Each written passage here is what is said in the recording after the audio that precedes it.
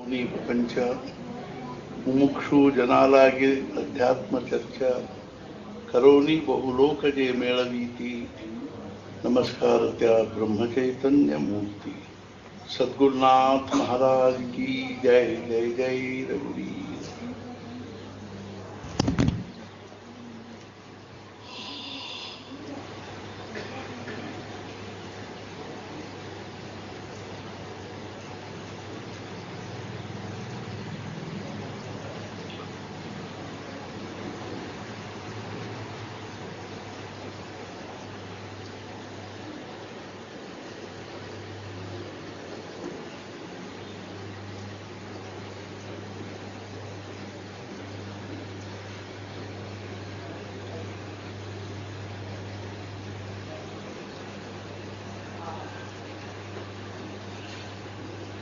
ಮಹಾರಾಜರು ದೇಹ ಬಿಡೋಕ್ಕಿಂತ ಮೊದಲು ಸುಮಾರು ಒಂದು ತಿಂಗಳು ಒಪ್ಪತ್ತಿನಿಂದ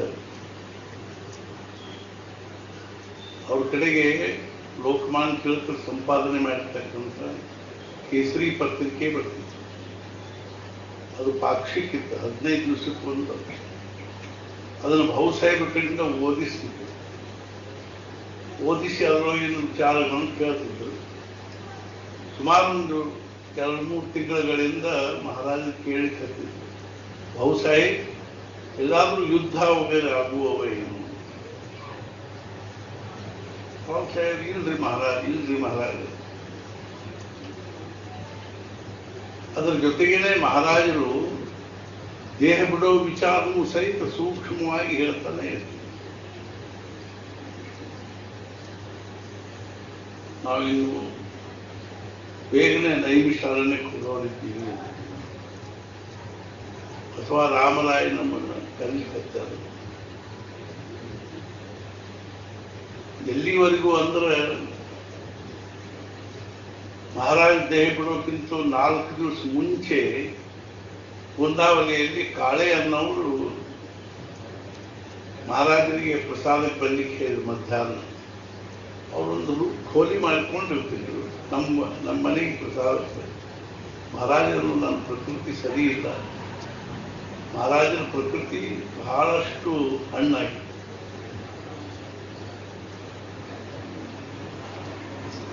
ಅವ್ರಿಗೆ 4 ವರ್ಷದ ಹಿಂದೆ ಒಬ್ಬರು ವಿಷ ಹಾಕಿದ್ರು. ಆ ವಿಷದ ಪ್ರಭಾವ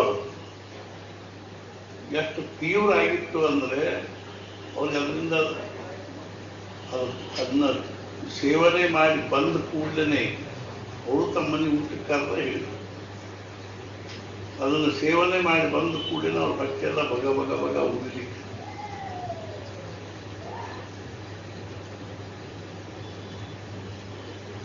ಅವಾಗ ಮಹಾರಾಜ ಒಂದು ಹೊಲಿಸಿ ಯಾಲಕ್ಕಿ ತರಿಸಿ ಅದನ್ನೆಲ್ಲ ಯಾಲಕ್ಕಿ ತಿಂದು ಸ್ವಲ್ಪ ಶಾಂತ ಹೊಟ್ಟೆ ರಾತ್ರಿವರೆಗೆ. ಆಮೇಲೆ ಮಹಾರಾಜ ಅದನ್ನು ದಮ್ ಶುರುವಾಯಿತು. ಸತ್ಪುರುಷರು ಅಂತ ಯಾಕೆ ಅಂತೀವಿ, ಅಥವಾ ಸತ್ಪುರುಷವಾಗ ನಮ್ಮೊಳಗಿರ್ತಕ್ಕಂಥ ವ್ಯತ್ಯಾಸ ಏನು, ಮೂಲಭೂತ ವ್ಯತ್ಯಾಸ ಏನು? ಅನೇಕ ಅವರ ಜೀವನದ ಒಂದು ಸಂದರ್ಭದಲ್ಲಿ ಪ್ರಸಂಗಗಳಲ್ಲಿ ನಾವು ನೋಡ್ತೀವಿ. ಅವ್ರದ ಒಂದು ಬೇರೆ, ನಮ್ದು ಒಂದು ಬೇರೆ. ಮಹಾರಾಜರು ನೈಮಿಷಾರಣ್ಯಕ್ಕೆ ಹೋಗಿ ಬರಬೇಕು. ಅರ್ಧದಲ್ಲಿದ್ದಾಗ ಒಮ್ಮಿನೊಮ್ಮೆಲೆ ನೈಮಿಷಾರಣ್ಯಕ್ಕೆ ಹೋಗಬೇಕು. ಕೇಳಿದೆಲ್ಲರೂ, ಮಹಾರಾಜ್ ನೀವು ಒಬ್ಬರ ಯಾಕೆ ಹೊಂಟಿದ್ದೀರಿ? ಅವ್ರು ಇನ್ನೊಬ್ಬರು ಅವ್ರ ಜೊತೆ ಬರ್ತೀನಿ ಅಂತ ಹಠ ಮಾಡಿದ್ರು. ಅವ್ರನ್ನು ಕರ್ಕೊಂಡು ಅರ್ಧದಿಂದನೇ ಹೋದ್ರು. ಅವಾಗ ಏನಾಗಿತ್ತು ಅಂದ್ರೆ, ಮಹಾರಾಜರು ಸಣ್ಣವರಿದ್ದಾಗ ನೈಮಿಷಾರಣ್ಯದಲ್ಲಿ ನಾನಾ ಸಾಹೇಬ್ ಪೇಶ್ವೆ ಅವರಿಗೆ ಅವರು ತಮ್ಮ ರಾಜ್ಯ ಕಳ್ಕೊಂಡು ಓಡಿ ಬಂದಿದ್ರು. ಓಡಿ ಬಂದು ಅಲ್ಲಿ ಸಾಧು ವೇಷದಲ್ಲಿ ಇರ್ತಿದ್ರು ನೈಮಿಷಾರಣ್ಯದಲ್ಲಿ. ಯಾಕಂದ್ರೆ ಅವರು ಬ್ರಿಟಿಷರು ಅವ್ರನ್ನ ಬೆನ್ನ ಹತ್ತಿದ್ರು. ಅವರಿಂದ ತಪ್ಪಿಸೋಬೇಕು ಅಂತ ಅಲ್ಲಿ ಇರ್ತಿದ್ರು. ಅವಾಗ ಮಹಾರಾಜರು ಅಲ್ಲಿ ಹೋಗಿದ್ರು. ಬಹಳ ಸಣ್ಣವರಿದ್ದಾಗ ಅನುಗ್ರಹ ಆದ ಕೂಡಲೇ ಅಲ್ಲಿ ಹೋಗಿದ್ರು. ಅವಾಗ ಸ್ವಲ್ಪ ದಿವಸ ಅವ್ರ ಜೊತೆಗೆ ಇದ್ರಲ್ಲಿ. ಅವಾಗ ಅವರಿಗೆ ಸಮಾಧಾನ ಮಾಡಿಕೊಟ್ರು. ಅವ್ರ ಮನಸ್ಸನ್ನು ಸಮಾಧಾನಗೊಳಿಸಿದ್ರು. ಆಮೇಲೆ ತಿರುಗಿ ಬರೋ ಮುಂದೆ ಹೇಳಿದ್ರು, 2 ವರ್ಷ ಇದ್ರಲ್ಲಿ ಮಹಾರಾಜ. ಬರೋ ಮುಂದೆ ಹೇಳಿದ್ರು, ನಾನು ನಿಮ್ಮ ಅಂತ ಕಾಲದಲ್ಲಿ ಬಂದು ಭೇಟಿ ಆಗ್ತೀನಿ. ಮಹಾರಾಜರು ಒಮ್ಮೆಲೆ ಹರ್ದಾದಿಂದ ಹೊಂಟ ಕೂಡಲೇ ಅವ್ರು ಯಾರಿಗೂ ಹಿಂಗೆ ಕಲ್ಪನಾ ಬರಲಿಲ್ಲ. ಅದು ಏನಾಗಿತ್ತೇನು ಅಂದ್ರೆ ಅವ್ರ ಅಂತ ಕಾಲದಲ್ಲಿ ಜೊತೆಗಿದ್ದವರು ನೈಮಿಷಾರಣ್ಯ ಸ್ಟೇಷನ್ ಅದು ಸೀತಾಪುರಲ್ಲಿ, ಅಲ್ಲಿಂದ ತಿರುಗಿ ಬಂದ್ಬಿಟ್ರು. ಅಲ್ಲಿಂದ ಒಂದು ನಡಕ ಅಡ್ಡ ಲೈನ್ ಅದು, ನ್ಯಾರೋ ಗೇಜ್ ಅದು. ಅಲ್ಲಿ ಹೋದ ಕೊನೆಯ ಸ್ಟೇಷನ್ ನೈಮಿಷಾರಣ್ಯ. ಅವ್ರಿಗೆ ಅಲ್ಲಿದೆಲ್ಲ ಇದು ಆಗಲಿಲ್ಲ, ತಿರುಗಿ ಬಂದರು. ತಿರುಗಿ ಬಂದ ಕೂಡಲೇ ಮಹಾರಾಜರು ಒಬ್ಬರ ಹೋದರು. ಅದು ನಾನಾ ಸಾಹೇಬ್ ಪೇಶ್ವೆ ವ್ಯಕ್ತಿ ಅಂತ ಕಾಲು ಬಂದರು. ಅವಾಗ ಮಹಾರಾಜ ತಮ್ಮ ತೊಡಿ ಮೇಲೆ ಅವ್ರು ಮಲಗಿಸ್ಕೊಂಡು ಅವ್ರ ಬಾಯ ಗಂಗಾಜಲ ಹಾಕಿ ತಲೆ ಮೇಲೆ ಕೈ ಇಟ್ಟು ಅವ್ರನ್ನ ಸದ್ಗತಿ ಕಳಿಸಿ ಮುಂದೆ ಅವ್ರದ್ದು ದೈಹಿಕ ಕರ್ಮಗಳನ್ನೆಲ್ಲ ಮುಗಿಸಿ ಮಹಾರಾಜ ಮತ್ತಿರಿ ಹದ್ದಾಗ್ತದೆ. ಆದ್ರೆ ಮಜಾ ಏನು ಅಂದ್ರೆ ತಿರುಗಿ ಅದರ ಬಗ್ಗೆ ಎಂದೂ ಅವರು ಉಚ್ಚಾರ ಮಾಡಿದ್ದೀವಿ. ನಾನು ಹೋದೆ, ಅವನಿಗೆ ಅಂತ ಕಾಲದಲ್ಲಿ ದರ್ಶನ ಕೊಟ್ಟೆ, ಹಂಗ ಹಿಂಗ. ಮುಂದೆ ಎಂದೋ ಒಂದು ವರ್ಷ, ಎಂದೋ ಒಂದು ದಿವಸ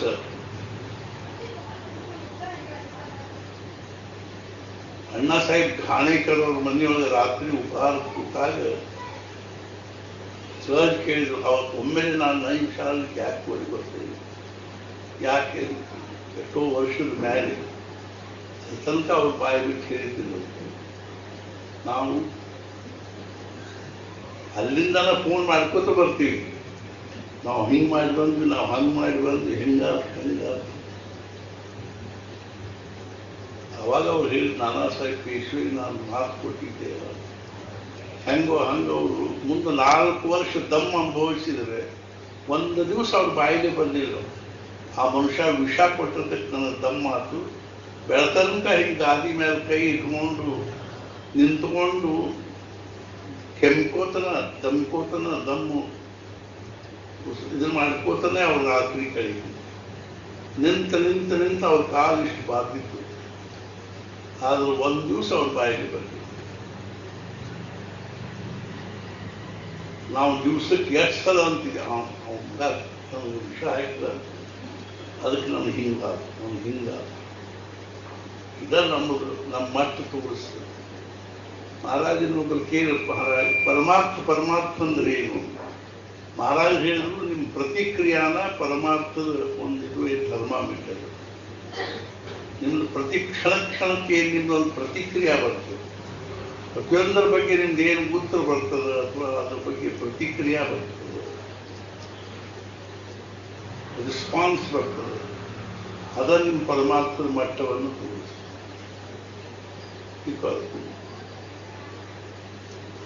ಆದರೂ ಸಹಿತ ಅವ್ರು ಒಂದು ದಿವಸ ಒಬ್ಬರ ಮುಂದೆ ಹೇಳಿದ್ದಿಲ್ಲ. ಆ ಕಾಳೆ ಅವ್ರ ಮನೆಗೆ ಊಟಕ್ಕೆ ಹೋಗಿದ್ರು. ಹೋದಾಗ ಅಲ್ಲಿ ಬಹುಸಾಹೇಬ್ರು ಒಬ್ಬರ ಜೊತೆಗಿದ್ರು.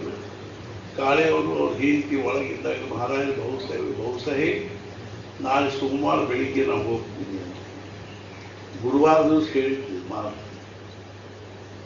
ನೋಡಿ ಎಷ್ಟು ಸಹಜವಾಗಿ ಹೇಳಿದ್ರು. ಅದರಂತೆ ಸೋಮವಾರ ಬೆಳಿಗ್ಗೆ ಹೋಗ್ತೀವಿ. ಅರ್ಥಾತ್ ಯಾಕೆ ಹೇಳಿಕತ್ತೀನಿ ಅಂದ್ರೆ, ಸತ್ಪುರುಷರು ಅರ್ಥಾತ್ ಮಹಾರಾಜರು ದೇಹ ಬಿಡೋಕ್ಕಿಂತ ಮೊದಲಿನಿಂದಲೂ ತಾವು ದೇಹ ಬಿಡೋ ವಿಚಾರವನ್ನು ಪರ್ಯಾಯವಾಗಿ ಅಥವಾ ಮತ್ತೊಂದು ಯಾವುದು ಆವಾಗ ಅಲ್ಲಿ ಅಮ್ಮ ಅಂತ ಒಬ್ಬರು ಹೆಣ್ಮಗಳಿತ್ತು. ಬ್ರಹ್ಮಾನಂದ ಮಹಾರಾಜರ ಅವ್ರನ್ನ ತಂದು ಅದು ಒಂದಾವಲಿ ತಂದಿಟ್ಟು ಆಂಧ್ರ ಪ್ರದೇಶದವರು.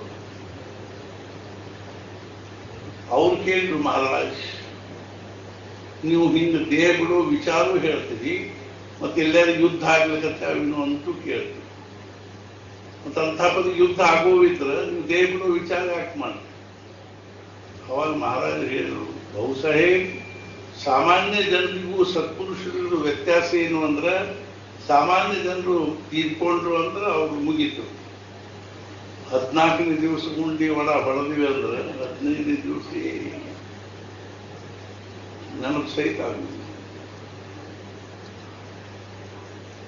ಆದರೆ ಸತ್ಪುರುಷರು ದೇಹದಿಂದ ಇರುವಾಗ ಏನು ಕಾರ್ಯ ಆಗ್ತದನು ಅದಕ್ಕಿಂತಲೂ 1000 ಪಟ್ಟು ಕಾರ್ಯ ಅವ್ರ ದೇಹ ಬಿಟ್ಟ ಮೇಲೆ ಇವತ್ತು ನಾವು ನೋಡ್ಲಿಕ್ಕೆ ಎಲ್ಲ ಕಡೆ ಎಷ್ಟೊಂದು ಮಹಾರಾಜರ ಬಗ್ಗೆ ಪ್ರೇಮ ನಿಷ್ಠಾ ಭಾವನೆ ಭಕ್ತಿ ಬೆಳೀಲಿಕ್ಕೆ ಎಷ್ಟು ಕಡೆಗೆ ಮಹಾರಾಜರ ಮಂದಿರಗಳನ್ನು ಮಾಡ್ತಾ ಇದ್ದಾರೆ, ಎಷ್ಟು ಕಡೆಗೆ ಉಪಾಸನೆ ನಡೀತಾ ಇದೆ.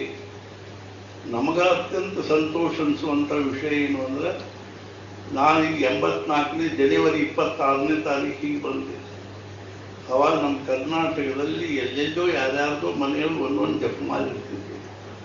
ಆ ಮನೆ ಯಜಮಾನರು ಪೂಜೆ ಮಾಡಿದ ಬಳಿಕ ಅದನ್ನು ತಗೊಂಡು ಮಳಿಗೆ ಹಾಕಿರೋ ಜಪಮಾಲೆ ತಗೊಂಡು ಒಂದು ಮಾಲಿ ಮಾಡಿ ಮತ್ತೆ ಅಲ್ಲಿ ಇಟ್ಟರು ಮರಳು ಸಹ ಪೂಜೆಗೆ ಕೂತಾಗನ ಅದು ಹೊರತು ಮನೆಯೊಳಗೆ ಯಾರಿಗೂ ಬಗ್ಗೆ ಆ ಜಪ ಗೊತ್ತಿದ್ದಿಲ್ಲ. ಇವತ್ತು ಲಕ್ಷಗಟ್ಟಲೆ ಜನರು ಜಪ ಮಾಡ್ತಾರೆ. ಒಬ್ಬರಿಗೂ ಜಯ ಜಯ ಆರತಿ ಶ್ರೀ ಗುರುರಾಯ ಬರ್ತಿದ್ದಿಲ್ಲ. ಇವತ್ತು ಲಕ್ಷಾನುಗಟ್ಟಲೆ ಜನರು ಜಯ ಜಯ ಆರತಿ ಶ್ರೀ. ಇದು ಅವರದೇ ಕಾರ್ಯ, ನಮ್ಮದಲ್ಲಿರು. ದೇಹ ಬಿಟ್ಟ ಮೇಲೆ ಏನು ವ್ಯಾಪಕವಾಗಿರ್ತಕ್ಕಂಥ ಕಾರ್ಯ ನಡಿಬೇಕು, ಅದು ನಡೀತಾ ಇದೆ. ನಮ್ಮ ಮನುಷ್ಯನ ಬಂತು 13 ಕೋಟಿ ಜಪ ಮಾಡಬೇಕು. ಮೊಟ್ಟ ಮೊದಲು ಹಾನಗಲ್ದ ಶುರು ಮಾಡಿದ್ವಿ. ನಾವೊಂದ್ಸಲ ಹಾನಗಲ್ಗೆ ಹೋದಾಗ ಅಲ್ಲಿ 3 ಮನೆ ಜೊತೆಗೆ ಇತ್ತು. ನಮ್ಮ ಸರೋಜಕ್ಕ ಅವ್ರ ಮನೆ, ಆಮೇಲೆ ಸಮೀರ್ ಅವ್ರ ಮನೆ, ಅದೇ ರೀತಿಯಾಗಿ ಇದು ದಾಮೋದರ ಅವ್ರ ಮನೆ. 3 ಮಂದಿ ಹೆಣ್ಮಕ್ಳು ಸಂಜೆನಾಗ ಸರೋಜಕ್ಕ ಅವ್ರ ಮನ್ಯಾಗ ಕೂತ್ಕೊಂಡು ಏನಾದರೂ ಮಹಾರಾಜ ಚರಿತ್ರೆ ಪ್ರವಚನ ಓದ್ತಿದ್ರು. ಆಮೇಲೆ ಆರತಿ ಪಾರ್ತಿ ಮಾಡ್ತಿದ್ರು. ನಾನು ಸಹಜ ಹಾನಗಲ್ಲಿಗೆ ಹೋಗಿ ಬೇರೆ ಹೋಗಿ ಒಬ್ರು ಗಂಗಮಾಳಮ್ಮ ಅನ್ನೋರು ಒಂದು ಮನೆ ಕೊಟ್ಟಿದ್ರು. ಆ ಮನೆ ಸಲುವಾಗಿ ಹೋದಾಗ ಇವ್ರು ಬಂದು ಬಿಟ್ಟ. ಏನು ಮಾಡ್ತೀವಿ ನಾವು ದಿನ ಸಂಜೆ 3 ಮಂದಿ ಹೆಣ್ಮಕ್ಳು ಕೂತ್ಕೊಂಡು ಭಜನೆ ಮಾಡ್ತೀವಿ, ಹಾಡು ಹಾಡ್ತೀವಿ, ಆರತಿ ಮಾಡ್ತೀವಿ, ಚಲೋ ಮಾಡ್ತಿರ್ತೀವಿ. ಅತಿ ಇಲ್ಲ, ದಿನ ಒಂದು ಮಾಲಿ 1000 ಜಪ ಮಾಡಿ 3 ಮಂದಿ ಹ್ಞೂನ್ರಿ ಮಾಡ್ಲಿಕ್ಕೆ ಹತ್ತು. ಮತ್ತೊಮ್ಮೆ ಹೋದಾಗ ಹೇಳಿದೆ, ನೀವು 3 ಮಂದಿ ಏನದ 3 ಮನೆಯವರು ಕೂತ್ಕೊಂಡು 1 ಕೋಟಿ ಜಪ ಸಂಕಲ್ಪ ಮಾಡಿ. ಆಯ್ತು, 1 ವರ್ಷದಲ್ಲಿ 1 ಕೋಟಿ ಆಯ್ತು. ಮತ್ತೊಂದ್ಸಲ ಅದನ್ನೆಲ್ಲ ಸಾಂಗತ ಏನದ್ರು, ನಾನು ಹೆಬ್ಬಳ್ಳಿಯಿಂದಲೇ ಪೆಂಡಾಲು, ಬ್ರಾಹ್ಮಣರು, ಪೆಂಡಾಲು ಸಾಮಾನು, ಅಡಿಗೆ ಸಾಮಾನು ಅವರನ್ನು ನಾವು ಅಷ್ಟೆಲ್ಲ ಮಾಡ್ಲಿಕ್ಕಲ್ಲ.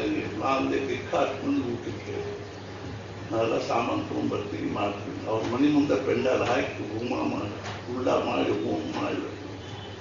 ಈಗೇನು ಮಾಡೋದು? 3.5 ಕೋಟಿ ಸಂಖ್ಯೆ ಆಯ್ತು. ಮತ್ತೊಂದಿಷ್ಟು ಮಂದಿ ಸೇರಿದ್ರು 3.5 ಕೋಟಿ ಸಂಖ್ಯೆ. ಅದು ಪೂರ್ಣ 1 ವರ್ಷದಾಗ. ಮತ್ತು ಅದರದ್ದು ನಾನಾ ಮಾಡಿ ಬಂದೆ. ಎಲ್ಲ ಈ ಹೆಬ್ಬಳ್ಳಿ ತಗೊಂಡು ಹೋಗಿ ಟೆಂಪಲ್ ಹಾಕೋದು, ಪೆಂಡಾಲ್ ಹಾಕೋನು ಸಹಿತ ಕರ್ಬೋದು.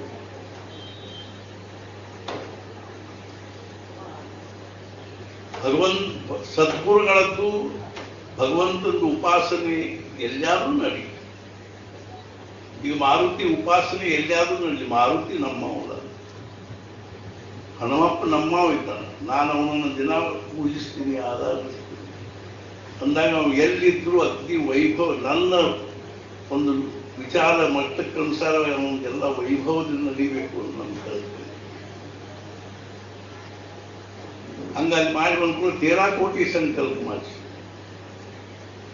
ಅದನ್ನು ಮಾಡಿದರು 1 ವರ್ಷದಾಗಿ. ಅವಾಗ ಅವ್ರು ಹೇಳಿದ್ರು, ನಮಗೆ ಮಾಡಲಿಕ್ಕಾಗಲ್ಲ, ಏನು ಕಾಜಿ ನೋಡಿ ನಾವು ಮಾಡಿ ಅದನ್ನು ಮಾಡಿದ್ರು. ಆಮೇಲೆ 13 ಕೋಟಿ ಸಂಕಲ್ಪ ಮಾಡಿಸಿ ಅದನ್ನು ಜಪ ಮಾಡಿ ಊರವರೆಲ್ಲ ಸೇರಿ ಇದು ಸಾಂಗತ ಮಾಡಿ ಹೆಬ್ಬಳ್ಳಿ ಮಾಡಿ, ಅದು ಹೆಬ್ಬಳ್ಳಿ ಮಾಡಿಸಿ. ಆಮೇಲೆ ಶುರುವಾಯಿತು ಹುಬ್ಬಳ್ಳಿ. ಅಲ್ಲಿ ಮೊಟ್ಟ ಮೊದಲೇ ಕಸ್ಲೈನ್ ಭಾಗ ನವಲಗುಂದದಲ್ಲಿ ಆಯಿತು. ಅರ್ಥಾತ್ ಈ ರೀತಿಯಾಗಿ ನಿಧಾನವಾಗಿ ಬೆಳಕೋತ ಇವತ್ತು 113 ಕೋಟಿ ಜಪ ಪೂರ್ಣ ಸಂಪನ್ನ ಆಗಿದೆ ಕರ್ನಾಟಕದಲ್ಲಿ. ಎಂಥ ಒಂದು ಭಾಗ್ಯದ ವಿಷಯ. ನಮಗನಿಸ್ತದೆ ಏನು ಅಂದ್ರೆ, ನಾವು ಬರೀ ದುಡ್ಡು ಖರ್ಚು ಮಾಡಿ ಸುಖಿ ಆಗ್ತೀವಿ ಅಂತ. ದುಡ್ಡು ಗಳಿಸಿ ಅದನ್ನು ಖರ್ಚು ಮಾಡಿ ನಾವು ಸುಖ ಪಡ್ತೀವಿ, ಅದು ಭ್ರಮ.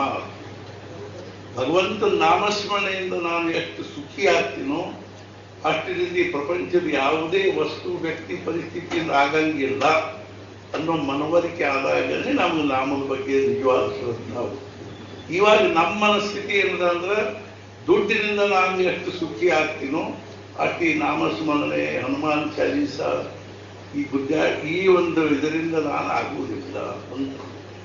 ಹಿಂಗಾಗಿ ನಮಗೆ ಇದ್ರ ಬಗ್ಗೆ ಅದರೊಳಗೂ ಇವತ್ತಿನ ಸಂಸ್ಕೃತಿ, ಈ ವೈಜ್ಞಾನಿಕ ಸಂಸ್ಕೃತಿ, ಪಾಶ್ಚಿಮಾತ್ಯ ಸಂಸ್ಕೃತಿ ಹಾಗೂ ಭೌತಿಕ ಸಂಸ್ಕೃತಿ ನಮ್ಮ ವ್ಯಕ್ತಿತ್ವವನ್ನು ಸಂಪೂರ್ಣವಾಗಿ ಅಳಿಸಿ ಹಾಕಿವೆ. ಯಾವ ಭಾರತೀಯ ಸಂಸ್ಕೃತಿಯಲ್ಲಿ ನಾವು ಜನ್ಮ ತಾಳಿ ಬಂದು ಇವತ್ತು ಎಷ್ಟೊಂದು ನಾವು ಪಾಶ್ಚಾತ್ಯ ಸಂಸ್ಕೃತಿಯನ್ನು ನಮ್ಮ ಜೀವನದಲ್ಲಿ ಅಳವಡಿಸ್ಕೊಂಡಿವಿ ಅಂದರೆ ನಮಗ ಸಂಕೋಚ ಆಗ್ತದೆ. ಇಂಥ ಪರಿಸ್ಥಿತಿಯಲ್ಲೂ ಮಹಾರಾಜರ ಸಂಕಲ್ಪನೆ ಎಂಥ ಪ್ರಚಂಡದರು. ಇವತ್ತು ಎಷ್ಟು ಮಂದಿ ಬಂದು ನಮ್ಗೆ ಹನುಮಾನ್ ಚಾಲೀಸ ಆಗುತ್ತೆ ಅಂತ ನಮಗೆ ಹೋಲಿಸು. ಮೊನ್ನೆ ಹೈದರಾಬಾದ್ದಾಗ ನಮ್ಗೆ ಅಲ್ಲಿ ಯಾರು ಏನೂ ಗೊತ್ತಿಲ್ಲ, ಏನೂ ಪರಿಚಯ ಇಲ್ಲ. ಅಂಥದ್ರೊಳಗೆ ಅಲ್ಲಿ ಆದದ್ದು ನೋಡಿ ನಮ್ಗೆ ಆಶ್ಚರ್ಯ. ಬೆಂಗಳೂರಾಗ 2 ಸಲ, ಇನ್ನೊಂದು ಸಲ ಮಾಡೋದಿಲ್ಲ. ದಕ್ಷಿಣ ಬೆಂಗಳೂರು, ಉತ್ತರ ಬೆಂಗಳೂರು 2 ಸಲ ಆಗುತ್ತೆ. ಈ ಎರಡೂ ಕೂಡಿಸಿ ಒಂದು ಮಾಡೋದು ಒಂದು ಮೇಲೆ ಎಲ್ಲಿಂದ ಅವ್ರಿಗೆ ಪ್ರೇರಣೆ ಆಗ್ತದೆ ಅಂದ್ರೆ ಮಹಾರಾಜರಿಂದ ಪ್ರೇರಣೆ, ಮಹಾರಾಜರಿಂದ ಕಾರ್ಯದ, ಮಹಾರಾಜರಿಗೆ ಮಾಡಬೇಕಾಗಿ ಹೆಂಗೋ ಹಂಗೆ ನಮ್ಗೆ ಅನಿಸ್ತೀನು ಅಂದ್ರೆ ಇವರೆಲ್ಲರೂ ಅಂದರು ಇಲ್ಲಿ ನಾವು ಒಂದು ಹನುಮಾನ್ ಚಾಲೀಸ ಮಾಡೋದು ನಿಜವಾಗ್ಲೂ ಬಹಳ ಸಂತೋಷ. ಒಂದು ಸ್ವಲ್ಪ ಹೊತ್ತು ನಾವು ನಮ್ಮ ಪ್ರಪಂಚದ ವ್ಯಾಪಾರ ಎಲ್ಲ ಒಂದು ಉಪಾಧಿಯಾದ ದ್ವಂದ್ವ ಎಲ್ಲ ಬಿಟ್ಟು ಬಂದು ಶಾಂತವಾಗಿ ಭಗವಂತನ ಮುಂದೆ ಕೂತ್ಕೊಂಡು ಒಂದೇನು ಒಂದು ಜಪ ನಾಮಸ್ಮರಣೆ, ಉಪಾಸನೆ, ಹನುಮಾನ್ ಚಾಲೀಸ ಪಾಠ ಮಾಡ್ತೀವಿ. ಇದು ಒಂದೇ ನಮ್ಮ ಜೀವನದಲ್ಲಿ ಸಾರ್ಥಕ ಅನಿಸುವುದು. ಮಹಾರಾಜ ಹೇಳಿದ್ರು ನಾವು ನಿತ್ಯ ಜಮಾ ಖರ್ಚು ಬರದಿರಬೇಕು. ಎಲ್ಲರೂ ದುಡ್ಡಿಂದ ಅಲ್ರಿ ಅದನ್ನೇ ಮಾಡ್ಕೊಂಡು ನಾನು ಇವತ್ತಿನವರೆಗೂ 40 ವರ್ಷ ಹೆಬ್ಬಳ್ಳಿ ಒಳಗೆ ಇವತ್ತಿನ ತನಕ ಜಮಾ ಖರ್ಚು ನೋಡಿಲ್ಲ. ಆಡಿಟ್ ಆಗ್ತವ, ರಿಪೋರ್ಟ್ ಆಗ್ತವ, ತೊಗೊಂಬರ್ತಾವ, ನನಗೆ ಏನು ತಿಳಿದೇ ಇಲ್ಲ. ನಾವು ಇವತ್ತಿನವರೆಗೂ ನೋಡಿಲ್ಲ.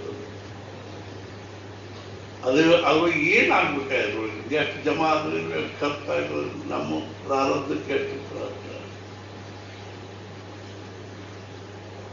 ಜಮಾ ಖರ್ಚು ಬರಿಬೇಕು. ಎದರದು ಅಂದ್ರೆ ಎಷ್ಟು ಸಮಯವನ್ನು ನಾನು ಭಗವಂತನ ಕಾರ್ಯದಲ್ಲಿ ಅವನ ಅನುಸಂಧಾನದಲ್ಲಿ ತೊಡಗಿಸಿ ಇವತ್ತಿನ ದಿವಸ 24 ತಾಸಿನಾಗ ಅಷ್ಟ ಜಮಾ, ಉಳಿದೆಲ್ಲ ಖರ್ಚು. ಪ್ರಪಂಚ, ಮನಿ, ಮಾರು, ದುಡ್ಡು, ನೌಕರಿ, ಚಾಕರಿ ಎಲ್ಲ ಖರ್ಚು. ಯಾವುದರೊಳಗೆ ಏನೂ ಅರ್ಥ ಇಲ್ಲ, ಅದರೊಳಗಿಂದ ಏನೂ ನಿಷ್ಪನ್ನ ಆಗುದಿಲ್ಲ. ಒಂದು ನೌಕರಿ ಚಾಕರಿ ಬಿಡಬೇಕಿಲ್ಲ, ಬಿಟ್ಟು ನೋಡ್ರಿ ಹೆಂಗಾಗ್ತದೆ. ಭಗವಂತನ ನಿಮ್ಮನ್ನು ಸಂರಕ್ಷಣೆ. ಮಹಾರಾಜ ಸ್ವಸ್ಥ ಎಲ್ಲರೂ ಒಂದು ಮನ್ಯಾಗ ಮೂಲ್ಯಾಗ ಕೂಡ್ರು ಜಪ ಮಾಡಿ ಇಟ್ಕೊಂಡು ದಾರಿಗೆ ಹೋಗೋರು ಬಂದು ನಿಮ್ಮ ಮನ್ಯಾಗ ನೀವು ಒಲಿ ಮೇಲೆ ಎಲ್ಲ ಒಲಿ ಹೊತ್ತಿಸಿ ಒಲಿ ಮೇಲೆ ಭಾಂಡಿ ಇಟ್ಟು ಸಾಮಾನು ತಂದು ಹಾಕಿ ಅಡಿಗೆ ಮಾಡಿ ನಿಮ್ಗೆ ಊಟಕ್ಕೆ ಹಾಕ್ತಾರೆ. ಅದೇ ನಮ್ಮ ನಿಷ್ಠಾ.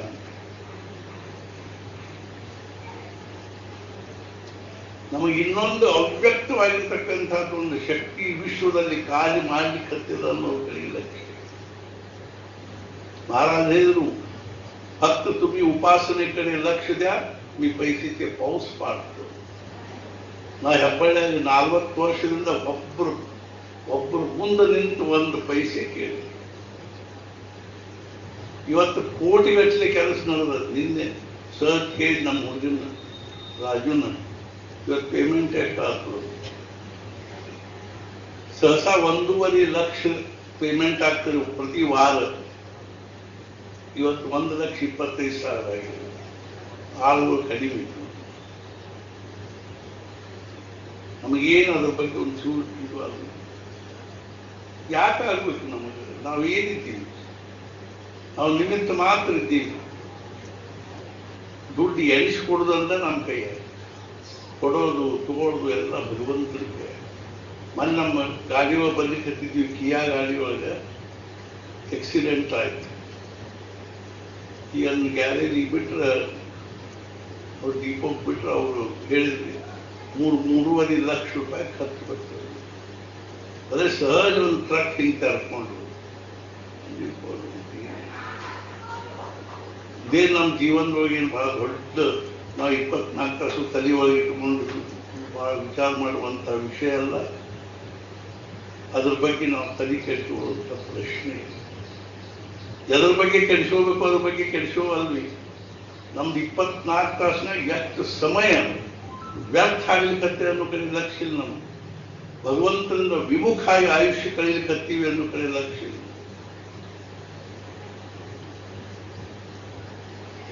ಆದ್ರಿಂದ ಮಹಾರಾಜರ ಕಳಕಳಿ ಏನದ, ನಮ್ಮ ಮನೆಗಳಲ್ಲಿ ನಮ್ಮ ಉಪಾಧಿ ವ್ಯಾಪಾರ ನೌಕರಿ ಅದು ಇದು ಆಗುವುದಿಲ್ಲ. ಎಲ್ಲಾದ್ರೂ ಒಂದು ಕಡೆ ಇಂಥವು ನಡೀಲಿ.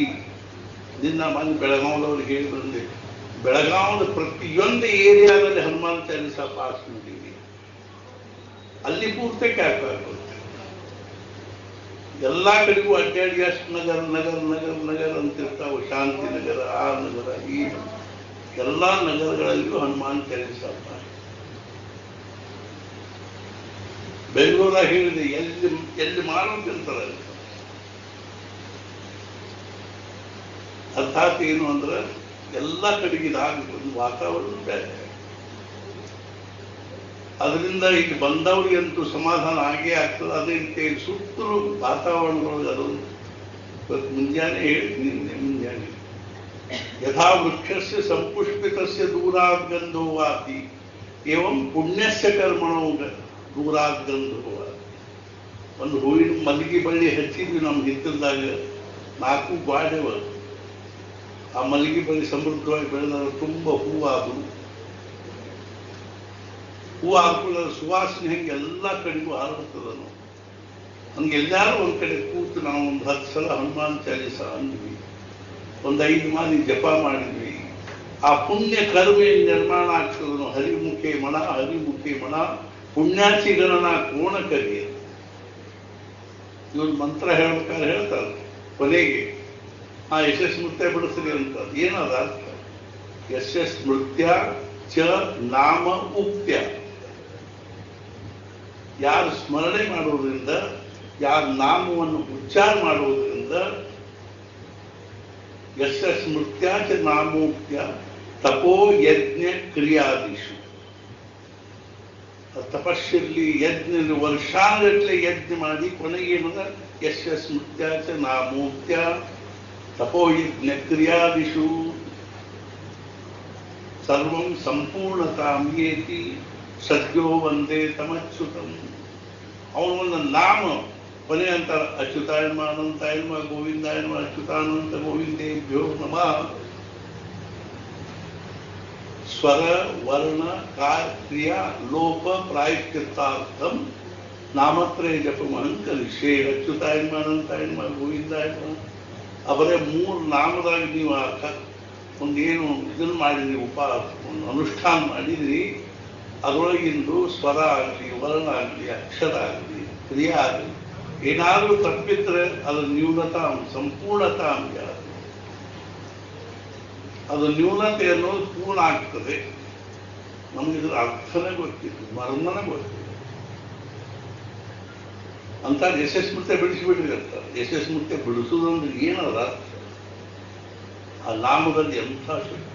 ನಾಮನಿ ಯಾವತಿ ಶಕ್ತಿ ಪಾಪ ನಿರ್ಹರಣೆ ಹರೇ ತಾವತ್ ಕರ್ತುನ್ನ ಶಕ್ನೋತಿ ಪಾತಕಂ ಪಾತಕೀ ಜನ. ಎಂಥ ಮಹಾಪಾಪಿಯೂ ಅಷ್ಟು ಪಾಪವನ್ನು ಮಾಡಲಿಕ್ಕೆ ಶಕ್ತಿ ಇಲ್ಲ. ಎಷ್ಟು ಪಾಪವನ್ನು ಹರಣ ಮಾಡುವ ಶಕ್ತಿ ಆ ಭಗವಂತನ ನಾಮದಲ್ಲಿ. ಚಾಲೆಂಜ್ ಅದ ನಮ್ಗೆ. ನೀವು ಎಷ್ಟು ತಿಳಿದಷ್ಟು ಪಾಪ ಮಾಡಿ. ಅದ್ರ ಕಂಡೀಷನ್ ಏನದ ಅಂದ್ರೆ ನಾಮಸ್ಮರಣೆ ಮಾಡಿ. ಶಕ್ಯನೇ ಇಲ್ಲ. ಅದು ನಿಧಾನವಾಗಿ ನಿಮ್ಮನ್ನ ಆ ಪಾಪಗಳಿಂದ, ಒಂದು ವಾಸನೆಗಳಿಂದ ಅದು ಮುಕ್ತ ಮಾಡಿ ಬಿಡುಗಡೆ ಮಾಡೇ ಬಿಡು.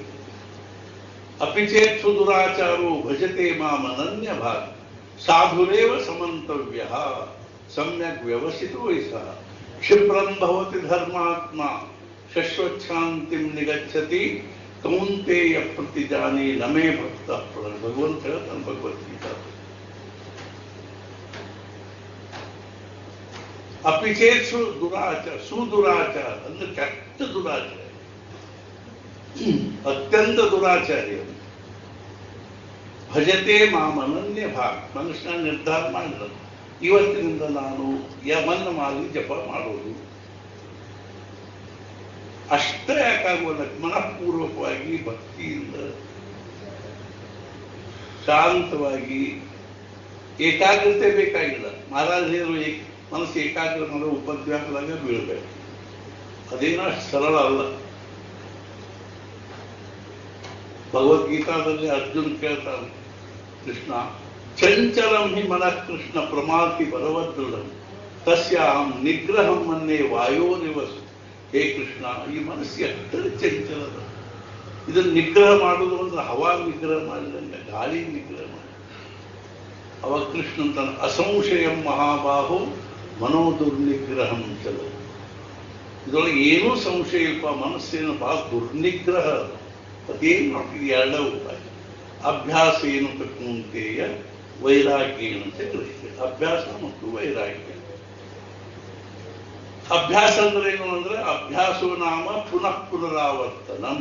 ಅಭ್ಯಾಸ ಅಂದ್ರೆ ಪುನಃ ಪುನರಾವರ್ತನೆ, ರಿಪಿಟೇಷನ್. ನೀವು ಬಾಕಿ ಏನೂ ನಿಮ್ಮ ಮನಸ್ಸು ಏಕಾಗ್ರ ಮಾಡಬೇಡ್ರಿ, ಒಂದ ಕಡೆ ಕೂಡ್ಬೇಡ್ರಿ, ಎಲ್ಲಿ ಬೇಕಲ್ಲಿ ಕಾಲು ಕೈ ಕೂಡ್ರಿ, ಕಾಲು ಮಡಿ ಕೂಡ್ರಿ. ನೀವು ಹೆಂಗೆ ಕೂಡ್ಲಿಕ್ಕೆ ಅನುಕೂಲ ಹಂಗೆ ಕೂಡ್ರಿ, ಬರೇ ಬಾಯಿಲೆ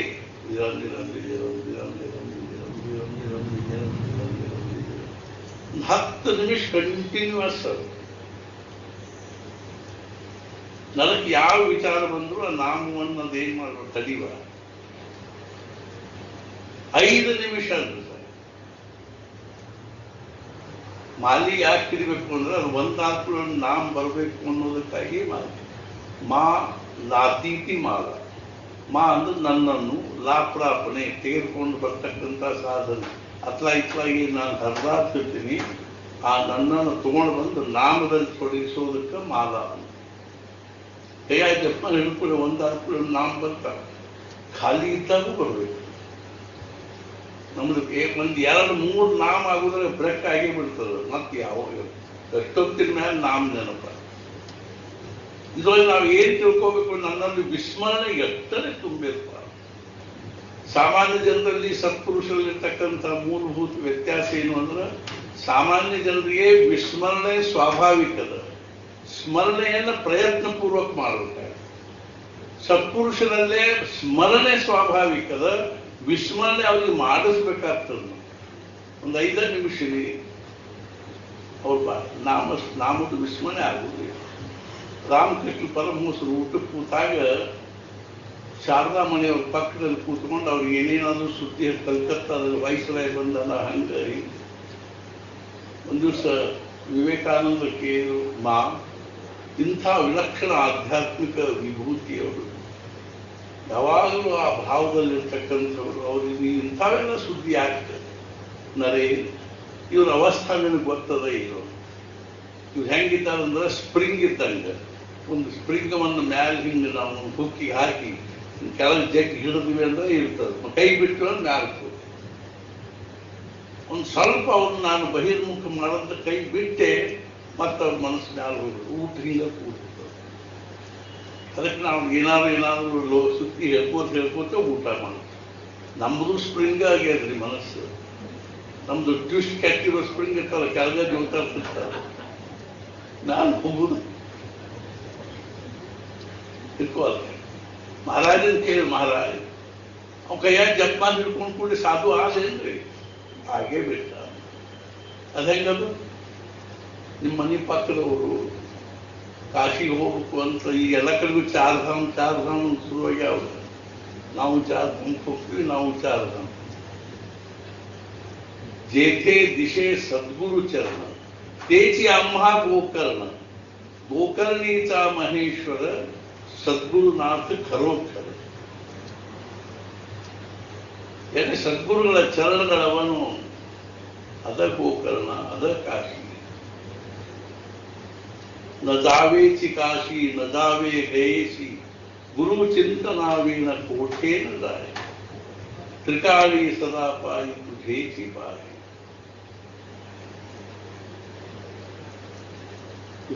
ಹೋಗಿ ನಮ್ದೇನು ಅಭ್ಯಂತರ ಇಲ್ಲ. ನಮ್ಮನ್ನು ಕರ್ಕೊಂಡು ಹೋಗಿ ಅಂತ ಬರ್ತಾರಲ್ಲ, ಅವ್ರಿಗೆ ನಮ್ಗೆ ಕನಿಸಿತ್ತು. ಎಲ್ಲ ಎಲ್ಲ ಸಾಮಾನು ಗಿಮಾನೆಲ್ಲ ಪ್ಯಾಕ್ ಮಾಡಿಕೊಂಡು ಬ್ಯಾಗ್ ತುಂಬಿಕೊಂಡು ಕಾರು ಟ್ಯಾಕ್ಸಿ ಒಳಗೆ ಕೂತ್ಕೊಂಡು ಬೀಗ ಹಾಕಿ ಚಾವಿ ಯಾರು ಕೈಯಾಗಲಿ ಕೊಟ್ಟು ತಮ್ಮ ಕೈಯಾಗಲಿ ಇಟ್ಕೊಂಡು ಸ್ಟೇಷನ್ಗೆ ಹೋಗ್ತಾರೆ. ಸ್ಟೇಷನ್ಗೆ ಅವ್ರ ಹತ್ರ ಹೋದ್ರೆ ಇತ್ಲಾಗ ಯಾರೋ ಒಬ್ರು ಬಂದು ಇವ್ರು ಎಲ್ಲಿ ಹೋದ್ರಿ ಅಂತ ನಾವು ಏನು ಹೇಳಿ ಸ್ಟೇಷನ್ಗೆ ಹೋಗ್ಯಾರ ಹೇಳ್ತೀವಿ. ಅವ್ರು ಕಾಶಿಗೆ ಹೋದ್ರು. ಹೊರಬಿದ್ದ ಕೂಡಲೇ ಕಾಶಿಗೆ ಹೋದ್ರು. ಹೆಂಗ ನೀವು ಜಪಮಾಲಿ ಹಿಡ್ಕೊಂಡ್ರಿ ಭಕ್ತರಾಗೇ ಬಿಟ್ರಿ, ಸಾಧು ಆಗೇ ಬಿಟ್ರಿ. ಒಂದ ಮಾಲಿ ಮಾಡಿ ಕೊಳ್ಳ ಹಾಕೊಂಡಿರ್ಬೇಕಾದ್ರೆ ಸಾಧು ಆಗೇ ಬಿಟ್ರಿ.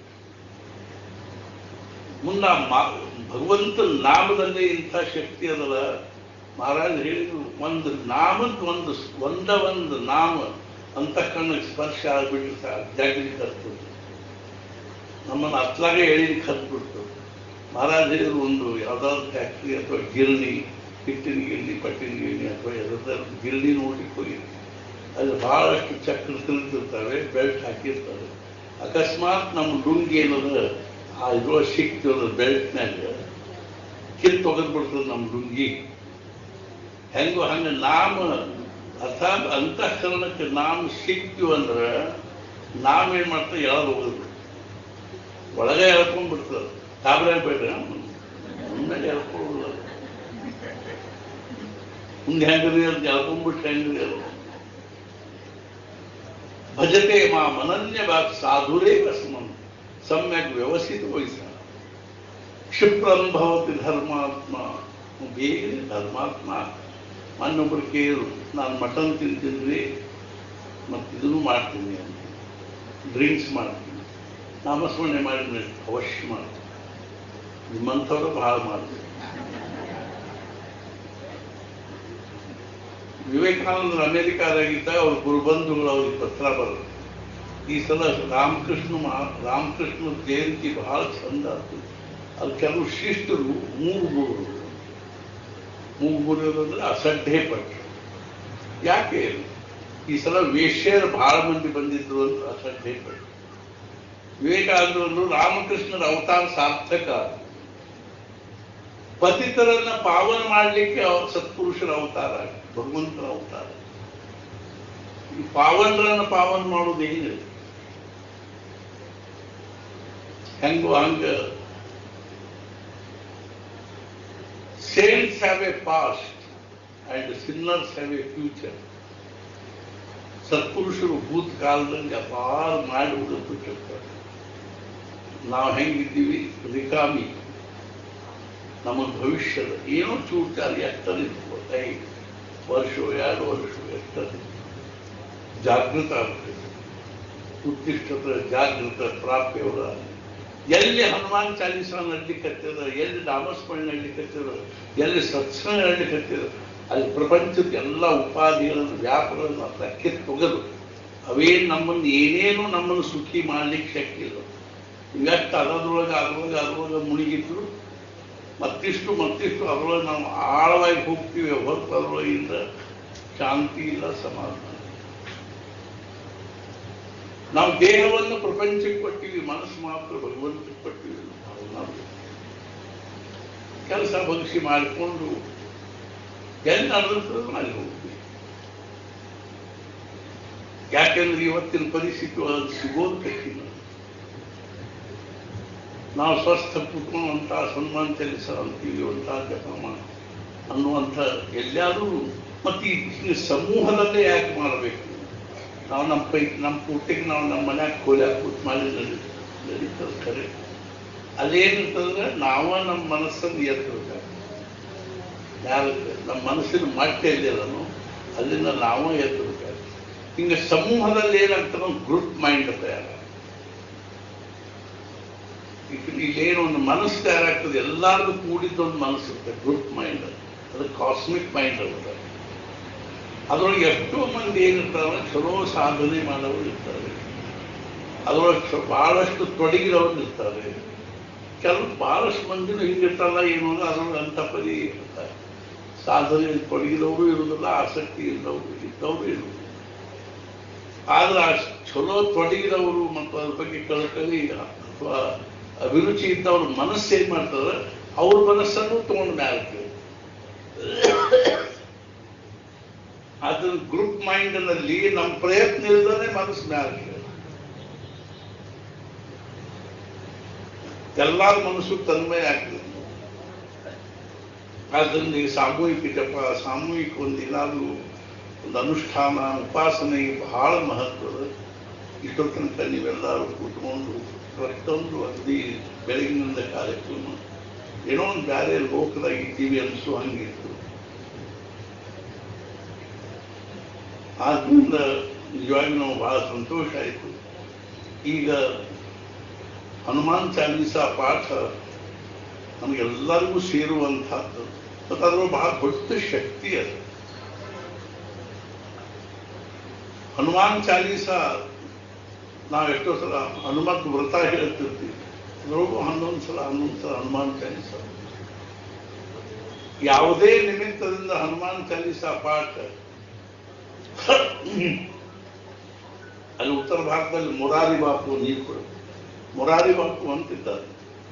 ಅವ್ರು ತಮ್ಮೊಂದು ರಾಮಾಯಣ ಪ್ರವಚನದಲ್ಲಿ ಹೇಳ್ಯಾರ, ನಿಮ್ದು ಯಾವುದೇ ಜಾತಿ ಆಗಿರ್ಲಿ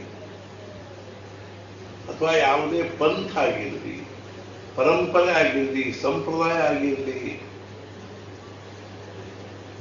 ಯಾವುದಾದ್ರೂ ಉಪಾಸನಾ ಇರಲಿ, ಯಾರಾದರೂ ಗುರು ಇರಲಿ, ಯಾವುದಾದ್ರೂ ಮಂತ್ರ ಇರಲಿ,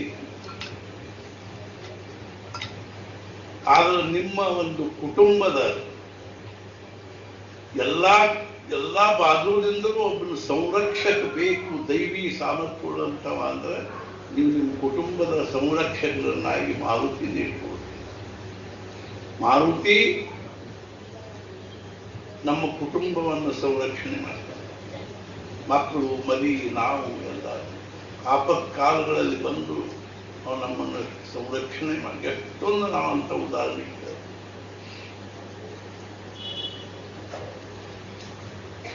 ನಾವು ಎದೆ ಹೋಗ್ಲಿ ಬರ್ಲಿ ಗಾಡಿಯಾಗಿರ್ಲಿ ಹನುಮಾನ್ ಕೆಲಸ ಅನ್ಕೋತ ಇದ್ವಿ ಅಂದ್ರೆ ನಮ್ಮ ಜೊತೆಗೆ ಇರ್ತಾರೆ, ನಮ್ಮನ್ನು ಸಂರಕ್ಷಣೆ ಮಾಡ್ತಾರೆ. ಆದ್ರಿಂದ ಅವ್ರೇನಂತಾರಂದ್ರೆ ಆ ಹನುಮಂತನನ್ನು ನಿಮ್ಮ ಸಂರಕ್ಷಕರನ್ನಾಗಿ ಇಟ್ಕೊಳ್ರಿ. ನಿಮ್ಮ ಪ್ರಪಂಚದಲ್ಲಿ ಅವನು ಒಬ್ಬ ಮಹಾನ್ ದಿವ್ಯವಾಗಿರ್ತಕ್ಕಂಥ ಶಕ್ತಿ ನಿಮ್ಮನ್ನು ಕಾಯ್ಲಿಕ್ಕತ್ತಿಲ್ಲ ಅನ್ನುವಂಥ ಭಾವನೆ ಹೊಂದ್ರಿ. ಅಂದ್ರೆ ನಾವು ನಿಶ್ಚಿಂತೆಯಿಂದ ಇರ್ಲಿಕ್ಕೆ ಬರ್ತದೆ. ರಾಮ ಅವನಿಗೆ ವರ ಕೊಟ್ಟಿರ್ಬೇಕು, ಯಾರು ಆಪತ್ತಿನಲ್ಲಿರ್ತಾರೋ ವಿಪತ್ತಿನಲ್ಲಿ ನೀನು ಹೋಗಿ ಮುಕ್ತಾಮ ಹೋಗಿ ಅವ್ರಿಗೆ ಸಂರಕ್ಷಣೆ ಮಾಡು. ಮಕ್ಕಳು ಸಾಲಿಗೆ ಹೋಗ್ತಾವ ಬರ್ತಾವ, ಏನು ರಸ್ತೆ ಅಂತ.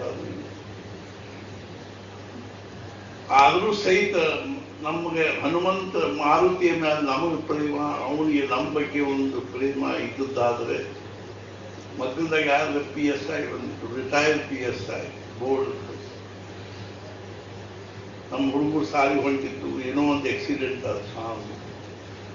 ಅವ್ರು ಹೇಳಿಟ್ಟಿರ್ತಾರೆ, ನಿಮ್ಗೆ ಏನಾದರೂ ಪೊಲೀಸರಿಗೆ ತ್ರಾಸ ನನಗೆ ಫೋನ್ ಮಾಡಿ. ರಿಟೈರ್ ಇರ್ತಾರೆ ಅವರು.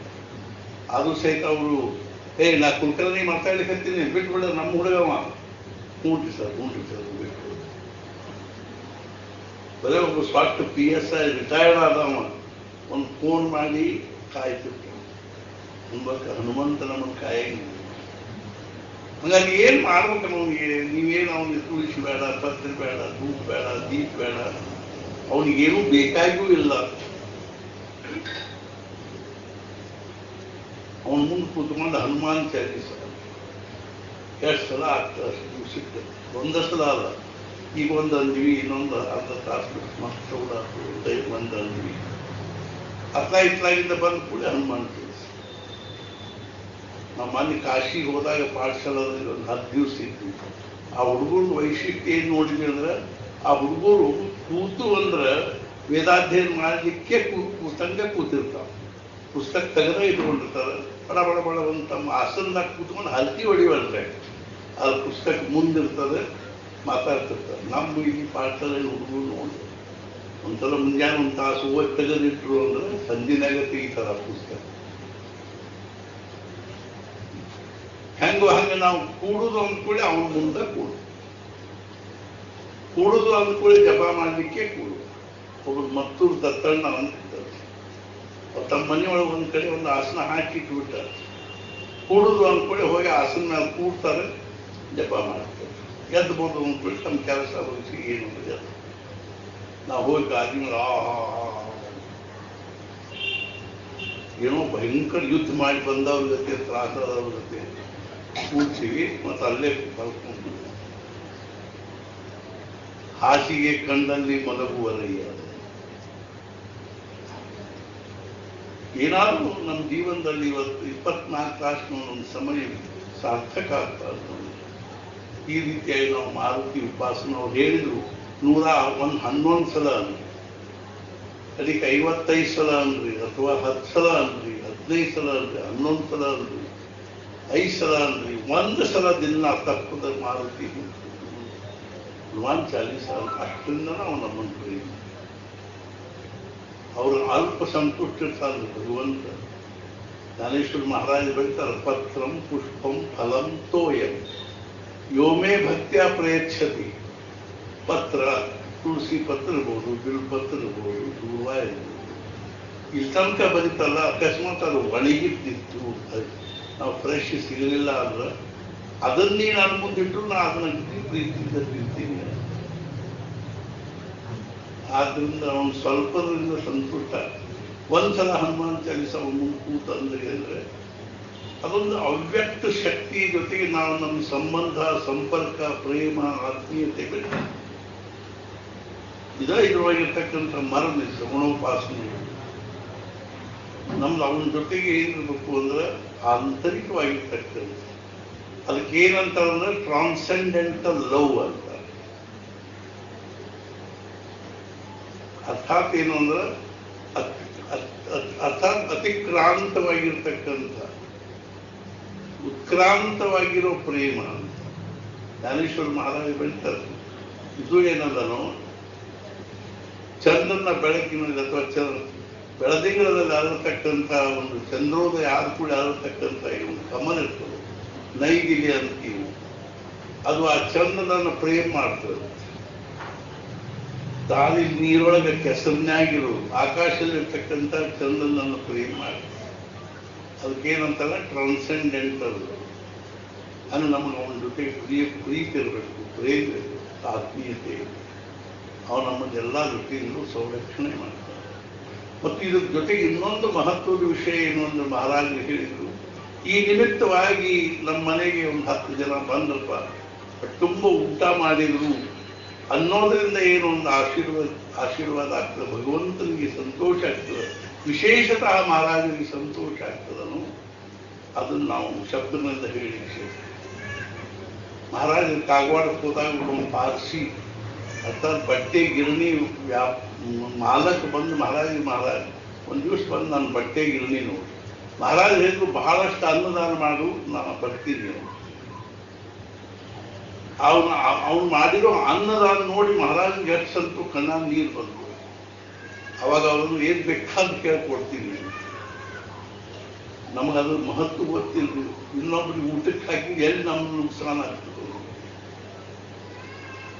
ಈ ಹೊಲದಾಗ ಬಿತ್ತಿ ಬರ್ತೀವಿ, ಕ್ವಿಂಟಲ್ ಗಟ್ಟಲೆ ಗೋಧಿ ಬಾದಿ ಬಿತ್ತಿ ಬರ್ತಾರಂದ್ರೇನು ಚೆಲ್ಲಿ ಬರ್ತಾರೆ. ಅದರಿಂದ ನಮಗೆ ಬರ್ತದ ಅನ್ನೋ ಒಂದು ವಿಶ್ವಾಸ ಇದ್ದುದರಿಂದಾಗಿ ಅದು ವ್ಯವಹಾರದಲ್ಲಿ ಬರೋಬ್ಬರಿ ಅದು. ಇಲ್ಲಿ ನಾವೇನದ ಅನ್ನದಾನಕ್ಕಾಗಲಿ ಮತ್ತೊಂದು ಯಾವುದೋ ಇದಕ್ಕಾಗಲಿ ಸತ್ಕಾರ್ಯದಲ್ಲಿ ಸತ್ಕರ್ಮದಲ್ಲಿ ನಮ್ಮ ಸಂಪಾದನೆ ಮಾಡಿರ್ತಕ್ಕಂಥ ದುಡ್ಡಿನಲ್ಲಿ ಸ್ವಲ್ಪ ಆದರೂ ವಿನಿಯೋಗ ಮಾಡಿದ್ವಿ ಅಂದ್ರೆ ನಾವು ಬಿಟ್ಟಂಗೆ ಅದನ್ನು ಅದು ಇವತ್ತೆಲ್ಲ ನಾವೇನದಾದ್ರೆ ಸಮೃದ್ಧವಾದ ಫಲ ಕೊಡ್ತದೆ. ಅದು ನಮಗೆ ಅದ್ರದ್ದು ರಹಸ್ಯ ಗೊತ್ತಿಲ್ಲ. ನಮ್ಗೆ ಬಂದದನ್ನೆಲ್ಲ ಟ್ರೇಜರಿ ಒಳಗೆ ಬ್ಯಾಂಕ್ನವ್ರಿಗೆ ಇಟ್ಕೊಂಡು ಕೂತಿ ಅದು ಪಡ್ತಾರೆ ಹೋಗ್ತದೆ, ಕೆಟ್ಟರೆ ಹೋಗ್ತದೆ, ನಷ್ಟದೆ. ಆದ್ದರಿಂದ ಅನ್ನದಾನಕ್ಕೆ ಬಹಳ ಮಹತ್ವ. ಯಾವುದಾದ್ರೂ ಒಂದು ನಿಮಿತ್ತ ಅನ್ನದಾನ ಮಾಡಿ. ನಾವು ಹೇಳ್ತಿರ್ತೀವಿ, ನಿಮ್ಮ ಮನೆಗೆ ಬರ್ತೀವಿ ಅಂತ ಹೇಳಿದ್ರೆ ಸಾಕು. ಅವ್ರು ಹುಬ್ಬಳ್ಳಿಯಾಗ ಅನೇಕ ಕಡೆ ನೂರಾರು ಮಂದಿ ಊಟ ಏನಾಗ್ತದನೋ ಅದು ನಮಗೆ ಎಷ್ಟೇ ಮನಸ್ಸಿಗೆ ಸಮಾಧಾನ ಆಗ್ತದಲ್ಲ. ಇವತ್ತಿನ ದಿವಸ ಅರ್ಥಾತ್ ಏನೊಂದು ಆ ಕುಟುಂಬದವ್ರದ್ದು ಎಲ್ಲರಿಗೂ ಒಂದು ಬಹಳ ದೊಡ್ಡ ಭಾಗ್ಯ ಅನಿಸ್ತು. ಹೆಂಗ ಅಂದ್ರೆ ನಿನ್ನೆಯಿಂದ ಎಷ್ಟೊಂದು ಅಂಗಡಿ ಆತ್ಮೀಯತೆಯಿಂದ ಪ್ರೇಮದಿಂದ ಬಂದವ್ರಿಗೆಲ್ಲರಿಗೂ ಊಟಕ್ಕೆ ಹಾಕ್ತಾ ಇದ್ದಾರೆ. ಪ್ರಸಾದ ಎಲ್ಲರಿಗೂ ನಡೀತಾ ಇದೆ. ಇವತ್ತು ಸಹಿತ ಎಲ್ಲರಿಗೂ ಪ್ರಸಾದ ಆಗಲಿ ಅನ್ನೋ ಕಳಕಳಿ ಅದ. ಎಲ್ಲರೂ ಇನ್ಮೇಲೆ ನೈವೇದ್ಯ ಆರತಿ ಆಗ್ತದೆ, ಪ್ರಸಾದ ಸ್ವೀಕಾರ ಮಾಡಬೇಕು.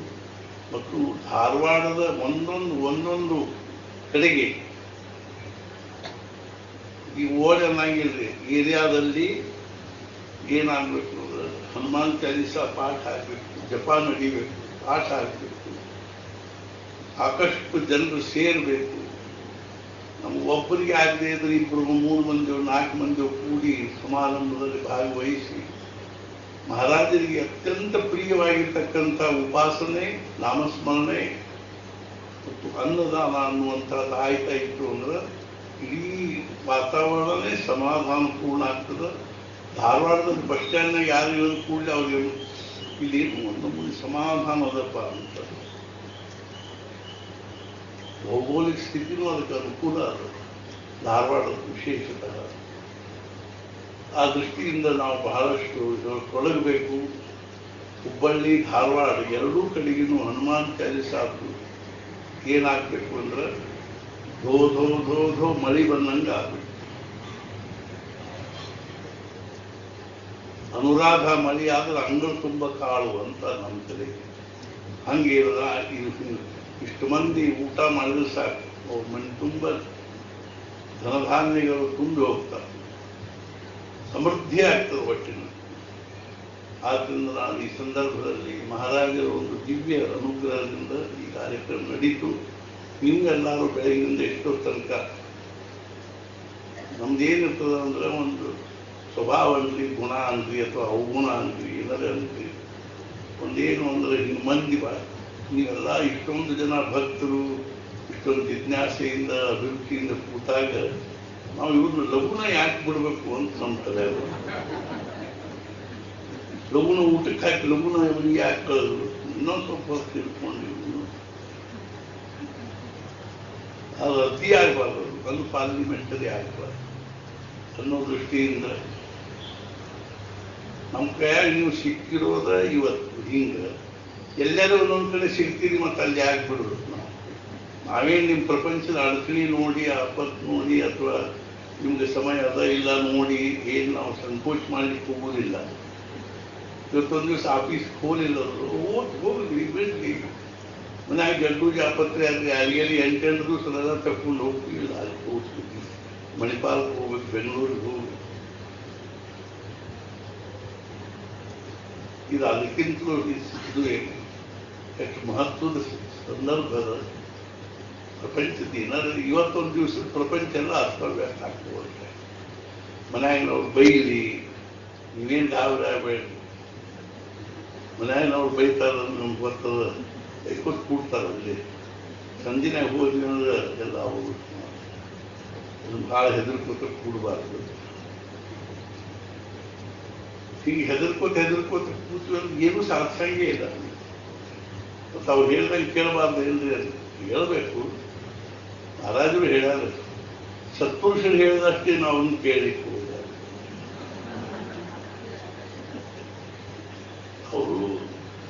ಅವ್ರು ಹೇಳೋ ಬರೋಬ್ಬರಿನ ಇರ್ತದೆ, ಇದನ್ನ ಅದ್ರೊಳಗೆ ಸಾಧಿಸಿ ನಮಗೂ ಒಂಚೂರು ನಮ್ಮ ಮನುಷ್ಯನಾಗ ಏನಿಲ್ಲ ಅದನ್ನೂ ಒಂದು ಸಾಧಿಸ್ಕೋಬೇಕು.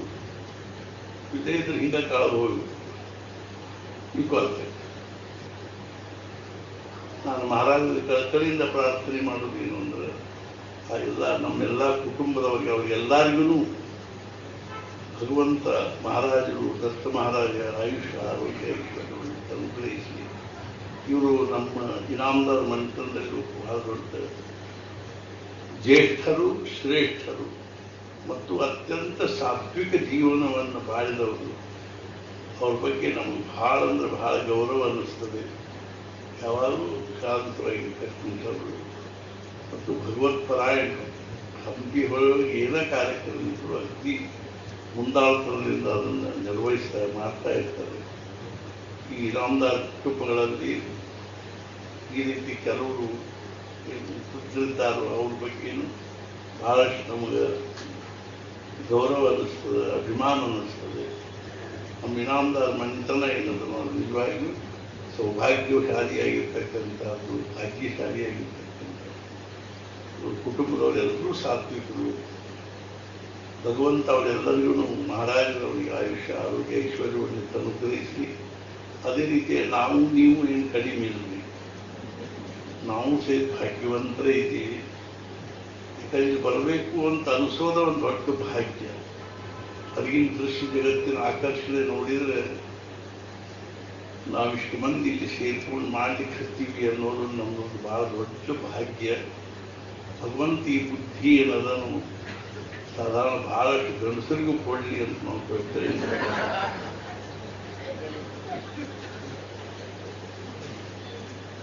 ಅದನ್ನೆಲ್ಲ ನಾವು ಅವರಿಗೆ ಬಿಡ್ತೀವ್ರಿ ಅಂತ.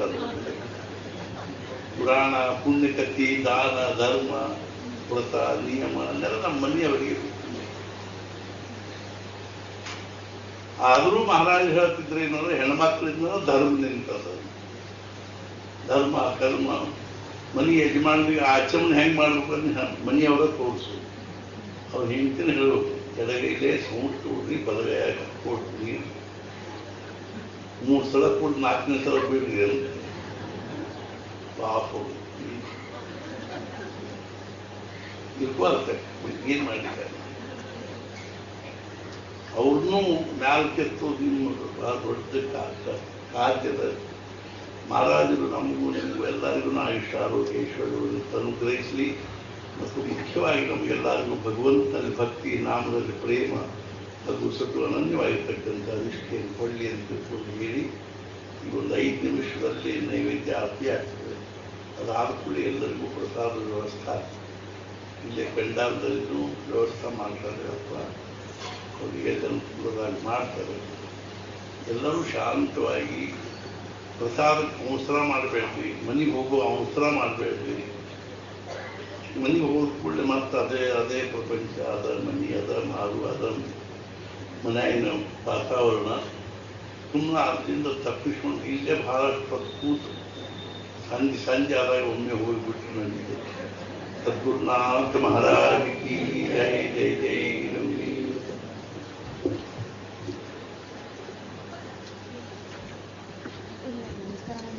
ನಮಸ್ಕಾರ ಮಾಡ್ಲಿಕ್ಕೆ ಎಲ್ಲರೂ ಮುಂದೆ ಬರ್ತಾ ಇದೆ.